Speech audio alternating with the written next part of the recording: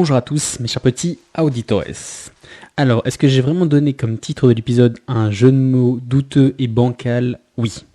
Est-ce que je vais vous parler des Huns, ces tribus nomades et barbares qui ont pillé la moitié de l'Occident? Oui. Quel rapport avec la gestion du temps? Aucun. Quoique, mais avant toute chose, bonjour à tous et bienvenue en ce 111e épisode d'Electron Penseur.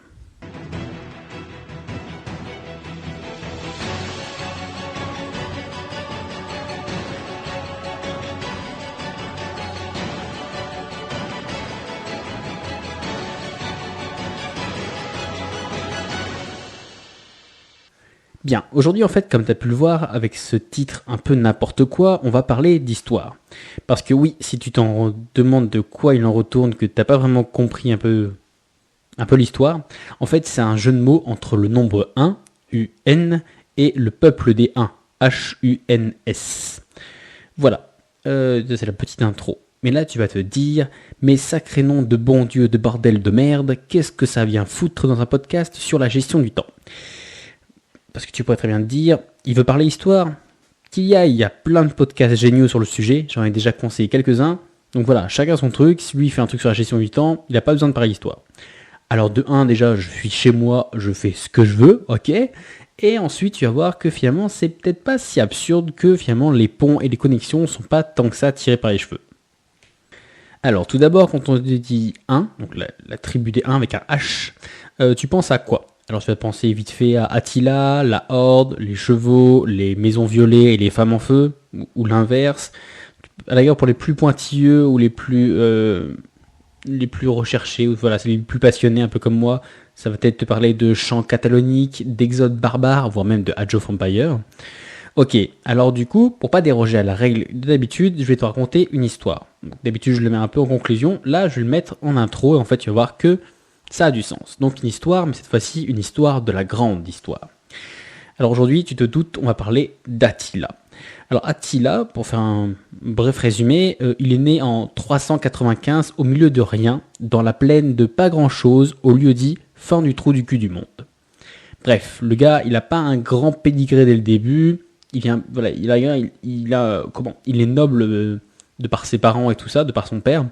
Mais on va dire que voilà, il n'est pas le mec, il n'est pas Kaiser ou il n'est pas empereur, quoi. Et pourtant, ce Nabo, alors oui, on dit de lui qu'il était petit, moche, qu'il avait des jambes marquées et une grosse tête. Donc, du coup, comme quoi, tu vois, même si tu te sens moche, le monde est à toi. En fait, du coup, ce mec-là, en fait, il va devenir l'homme le plus craint du monde connu. Son seul nom, il va faire trembler un empire vieux de 9 siècles et il va provoquer la plus grande migration que le monde ait jamais connue. Donc du coup, comme je t'avais dit, il est noble de par son père, donc du coup qui est voilà un peu le roi des Huns, qui gouverne en binôme avec un autre. Donc du coup, à la mort du roi, en gros, il hérite du titre de roi des Huns. Et donc du coup, par succession, il héritait finalement de pas grand chose, genre juste des énormes plaines avec de l'herbe et une bande de pouilleux qui montent sur des chevaux au milieu des steppes. Voilà. Mais le petit, il a de l'ambition, de grandes ambitions.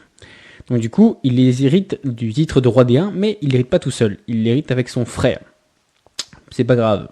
À deux, non, c'est trop compliqué de gouverner. Qu'à cela ne tienne, hop, il lui tourne une petite embuscade en mode vas-y, viens, on va à la chasse. Ah mince, j'ai tiré dans ton dos, boum, ça y est, t'es mort. Voilà, en gros, voilà, il lui tourne une embuscade et il l'assassine pour être le seul maître à bord. Une fois que voilà, il est arrivé à être tout seul au pouvoir, il va unifier de plus en plus de petites tribus. Parce qu'on va dire que voilà, il est roi d'une assez grosse tribu, mais c'est pas grand chose, c'est pas ça qui va pouvoir voilà, les défier n'importe qui, quoi.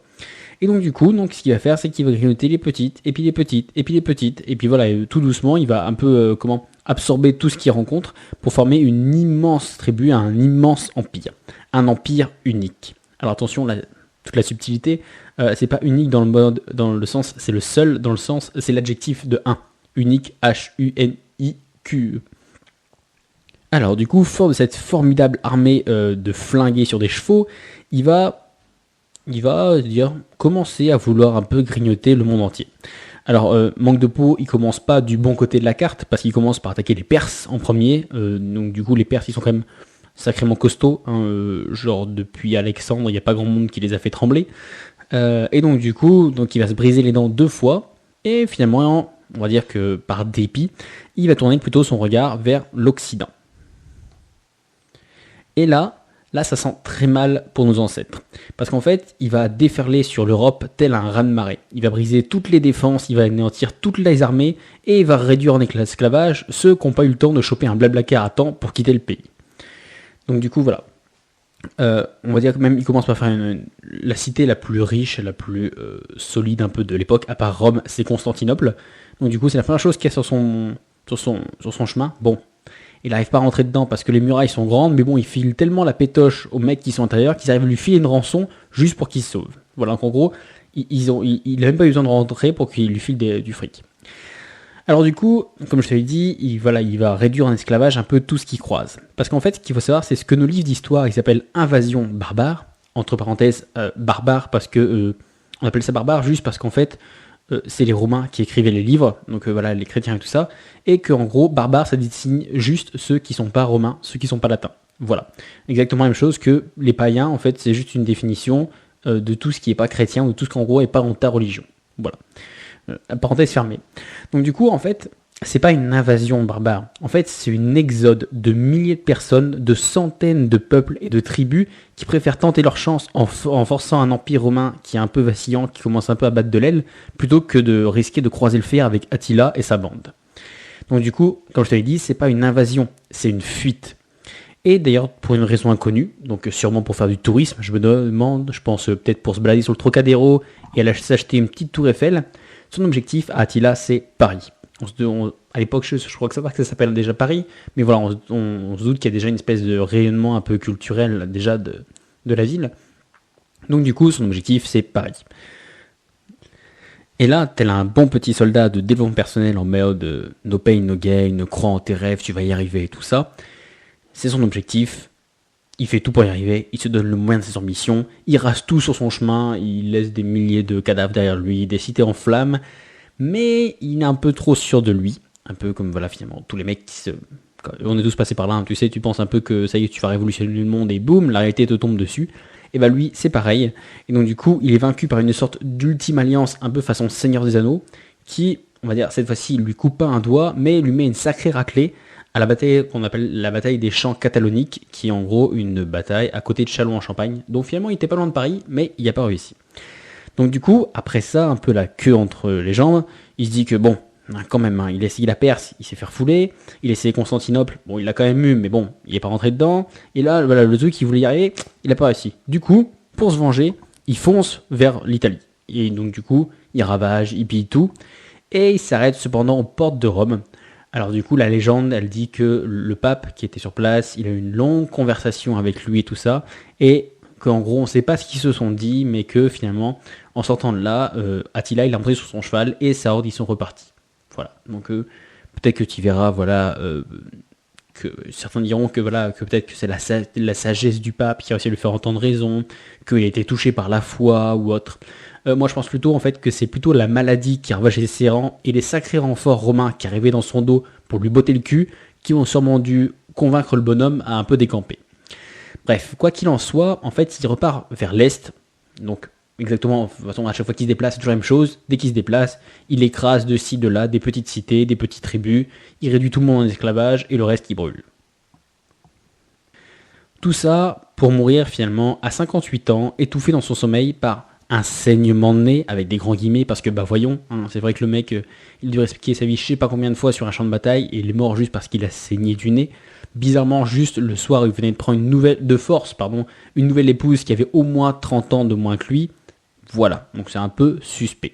Du coup, dans le doute, on tue la nouvelle mariée pour faire bonne mesure, voilà, pour se dire, ça doit sûrement être réel, parce que le saignement de nez, tu vois, ça fait un peu trop médical, un peu trop banal pour un mec comme ça.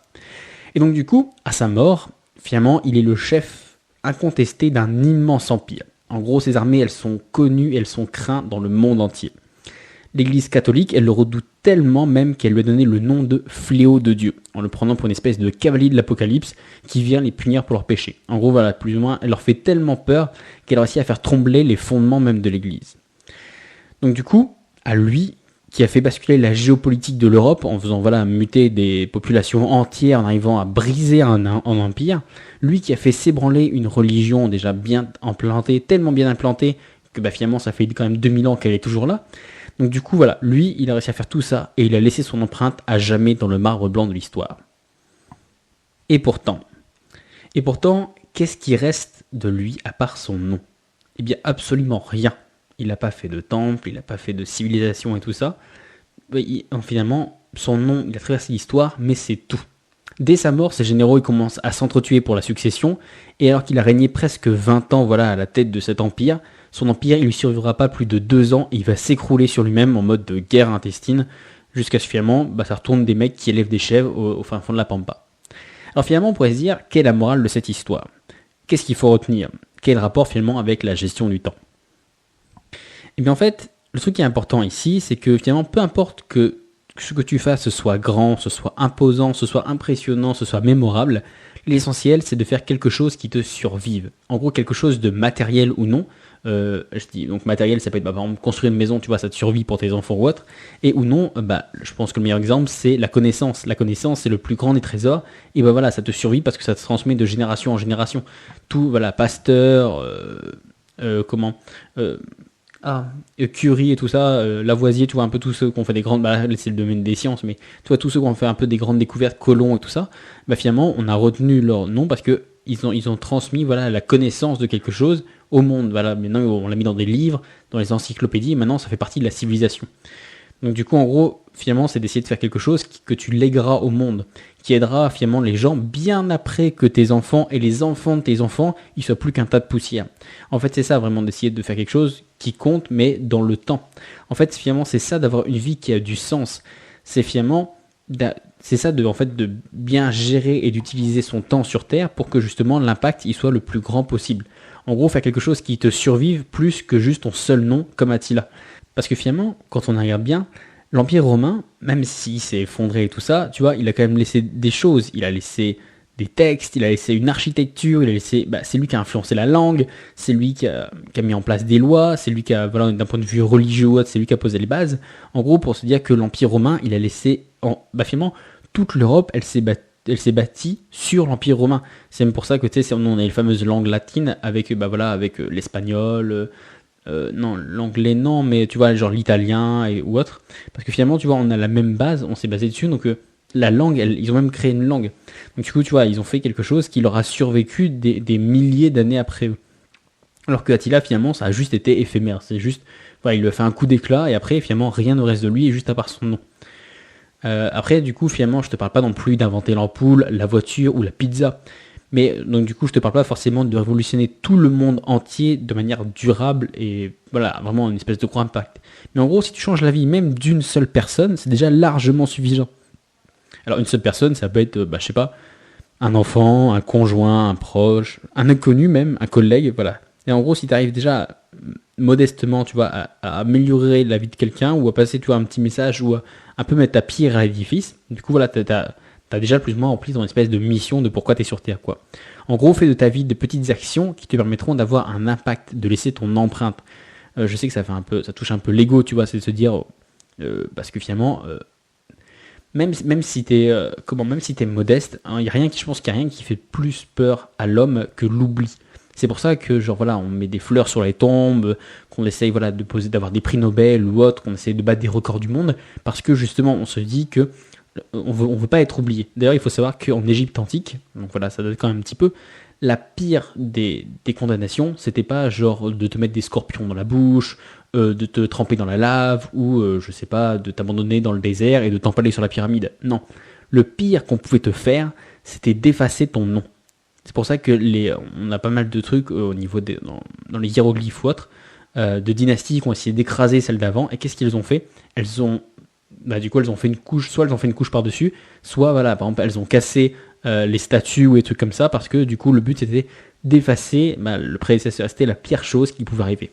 Et donc, du coup, je pense que ça touche finalement tout le monde, que tu sois un but de ta personne égoïste ou tout simplement que tu sois normal, c'est que tu te dis, en fait, si tu te dis que tu laisses rien, que rien qui te survit, en fait, tu laisses un immense vide. En fait, tu te dis, en fait, ma vie, c'est le néant. Genre, je laisserai rien derrière moi, j'aurai rien aidé, tout ça. Après, je te dis pas, c'est pour ça que je te dis, je te parle pas non plus de réinventer l'eau chaude, tu vois, genre, ça peut être un petit truc, ça peut, voilà, je sais pas, même dans ta boîte, tu vois, par exemple, t'as mis un nouveau truc en place, une espèce de procédure, un truc comme ça qui se développe, qui dure, voilà, même après que tu sois parti ou autre, que tu sois parti à la retraite, tu vois, même un truc comme ça, t'auras amené ta pierre à l'édifice. T'es pas obligé de tout révolutionner d'un coup. Donc du coup, voilà, en gros, une pierre à la fois, c'est comme ça qu'on construit les plus grands édifices. Et bah toi, c'est exactement pareil. Après, tu prends voilà, des trucs comme les pyramides, c'est pas une seule personne, à part que tu vois, des trucs comme le facteur cheval où c'est lui qui a tout fait, mais sinon, tu vois, les pyramides, genre, c'est pas une seule personne qui a mis la pierre, c'est chaque personne, elle a mis une pierre, et puis une pierre, et puis une pierre. Et donc du coup, voilà, c'est ça qui fait un truc monumental qui survit à travers les siècles et les siècles. Ben là, c'est exactement pareil, que ce soit dans la connaissance ou que ce soit dans un truc matériel. Donc du coup, voilà, le fait que tu amènes toi ta modeste part, et ben du coup, tu fais partie du projet plus grand qu'on appelle la civilisation, la société. Et donc du coup, je pense que c'est finalement ce qui fait la base du sens de la vie. Je me suis peut-être un petit peu emporté, mais je pense que tu as compris ce que je voulais dire. Donc du coup, en gros, voilà, la morale du truc, c'est qu'en gros, bah, soit pas un empire unique, donc unique avec un H, soit pas un empire unique éclatant et éphémère, soit plutôt une république romaine qui change durablement la face du monde petit à petit. Oui, parce que justement par rapport, j'avais dit l'empire romain, juste petit aparté, l'empire Attila ça a duré, c'est ça, 20 ans, alors que l'empire romain, bah, finalement ça s'est étendu sur quasiment 10 siècles, donc du coup tu vois que c'était petit à petit, tu vois, ils ont changé le monde durablement, mais parce que ils l'ont fait petit à petit. Finalement, Attila, lui, c'était trop éphémère, c'était trop spontané, et après, ça a trop disparu après, pour finalement impacter durablement le monde. Voilà, bah c'est tout pour cet épisode 111. J'espère qu'il t'a plu et que je suis pas parti trop loin pour toi. Et j'espère que, je sais pas, fais-moi tes retours. Je suis beaucoup en ce moment sur Facebook et Insta. Je cherche juste Electron Penseur. Du coup, voilà, fais-moi tes retours si t'aimes bien, voilà, un peu ce parallèle un peu historique, si tu trouves que je m'emballe trop, que finalement ça n'a plus grand-chose à voir avec la gestion du temps ou autre. N'hésite pas si t'as des histoires, voilà, même qui pourraient de près ou de loin se rapprocher à ça. N'hésite pas, il n'y a pas de souci. Voilà, bah du coup, moi je te remercie de m'avoir écouté. Je te dis à la semaine prochaine pour un prochain épisode. Ciao!